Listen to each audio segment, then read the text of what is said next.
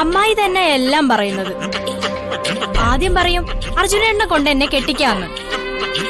അത് കഴിഞ്ഞ് പറയും അർജുനേട്ടന്റെ അവളുടെയും വിവാഹം നടത്താന്ന്. ഇതിലിപ്പോ ഞാൻ ഏത് വിശ്വസിക്കണം? നിങ്ങൾ ആരെങ്കിലും ഒന്ന് പറഞ്ഞതാ. രമയുടെ മനസ്സിൽ എന്താണെന്നും എന്താ നടത്താൻ ഉദ്ദേശിക്കുന്നതെന്നും രമ തന്നെ പറഞ്ഞാലല്ലേ അറിയൂ. ഒന്ന് പറയും, മറ്റൊന്ന് പ്രവർത്തിക്കും. ഞാൻ എന്റെ ഒരു അഭിപ്രായം കൂടി പറയാം. വേണ്ട, നിങ്ങൾ പറഞ്ഞു എത്രമേലായത്. നാളെ റിസപ്ഷനും കൂടെ കഴിഞ്ഞാൽ അവരൊരുമിച്ച് ജീവിതം തുടങ്ങും.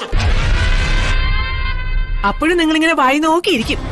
എടി നീലു, ഞാൻ ആ വിവാഹ നിശ്ചയം മുടക്കിയത് അത് നീ മറക്കണ്ട. എന്നിട്ട് എന്ത് കാര്യം? അത് തന്നെയല്ലേ നടക്കുന്നത്. അവൾക്ക് തന്തേ തള്ളേ ഉണ്ടെങ്കിലും ഇല്ലെങ്കിലും ഇവിടെ ആർക്കും ഒരു പ്രശ്നവുമില്ല. നീ നടന്നൊക്കെ പറഞ്ഞുകൊണ്ടിരിക്കാതെ എന്താ വഴിയെന്ന് ആലോചിക്കുക. എന്നിട്ട് പറ, ഞാനത് കുഞ്ഞോളൊക്കെ ആലോചിക്കാം. അപ്പൊ കുഞ്ഞോൾ ആലോചിച്ചിട്ട് അതിന് വേണ്ട പരിഹാരം കാണും. ഇത്രയും പേരെ ആലോചിച്ച് തീരുമാനം ഉണ്ടാക്കുമ്പോഴേക്കും അവള് പേറും. പിന്നെ ആ കൊച്ചിന്റെ നൂലുകെട്ട് മുടക്കാൻ നടക്കാം. ഇതിലിപ്പോ ആലോചിക്കാനൊന്നുമില്ല. നാളെ എന്തായാലും വിവാഹവും റിസപ്ഷനും ഒക്കെ നടക്കും. അത് തടയാൻ എന്തായാലും പറ്റില്ല. ഇനി പറ്റുന്ന കാര്യം ഒന്നേ ഉള്ളൂ.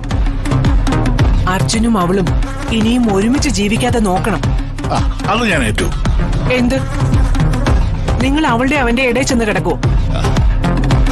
നിങ്ങളെ എല്ലാം ഏറ്റ ഇപ്പോഴും അതേ ആലോചന തന്നെ നമ്മൾ നിൽക്കുന്നത്. അവനും അവൾക്കും ഒരു ഭാര്യ ഭർത്തൃബന്ധം ഉണ്ടാവരുത്. എന്ത് ചെയ്തിട്ടായാലും അത് മുടക്കണം. ഞാനിപ്പോ പറഞ്ഞ കാര്യം അതേപോലെ രമയോട് ചെന്ന് പറയണം. അതേ ഉള്ളൂ നിങ്ങളുടെ ജോലി.